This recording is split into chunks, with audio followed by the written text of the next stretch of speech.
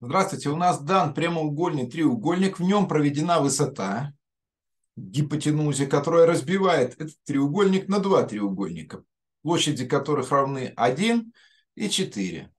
И на гипотенузе построен квадрат, как на стороне, который содержит этот треугольник. И требуется найти площадь желтой части, то есть площадь части этого квадрата, не занятой данным треугольником. Ну что ж, давайте посмотрим, что у нас получилось.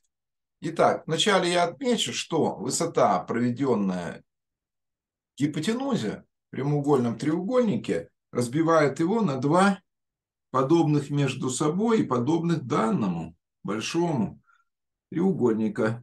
Ну, почему это так? Вот я отмечу и скажу, что левый треугольник, малый и большой, имеют общий острый угол, синий, и они подобны, получается, по двум углам. И вот этот уголок также равен синему уголку, я поэтому обозначу его синим цветом.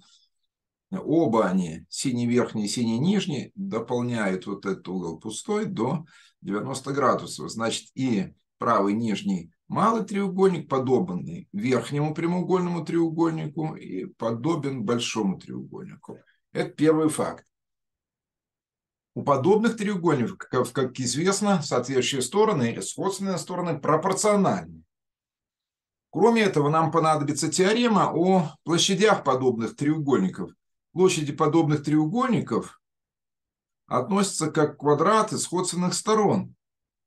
То есть, если треугольник 1 подобен треугольнику 2 с коэффициентом подобия k, то А1 в квадрате относится как А2 в квадрате, и все это отношение равно квадрату коэффициента подобия. Вот это все понадобится. Теперь смотрим на наш рисунок. У нас высота разбивает прямоугольный треугольник на два подобных треугольника, значит, их площади относятся как квадраты сходственных сторон.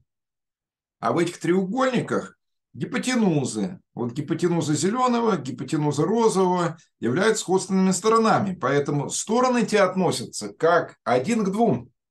Вот согласно этой теореме, стороны будут относиться как корни квадратные из площадей. Поэтому, обозначив гипотенузу малого х, я сразу же получу, что гипотенуза второго правого треугольника будет 2х. Но площадь треугольника находится прямоугольного по формуле половина произведения катетов. Откуда следует, что х умножить на 2х пополам – это и есть площадь прямоугольного треугольника. Но, сократив, я получу х в квадрате.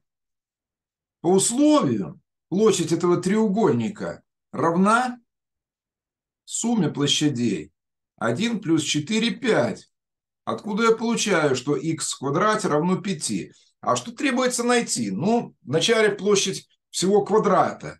Площадь квадрата будет равна c в квадрате. c – это гипотенуза прямоугольного треугольника. По теореме Пифагора,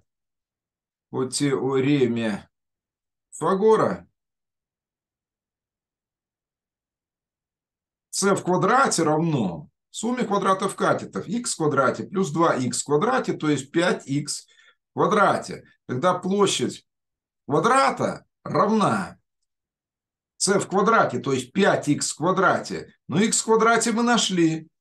Это 5. У меня получится 5 умножить на 5, 25. Это мы нашли площадь всего квадрата. А нам нужно найти площадь желтой части.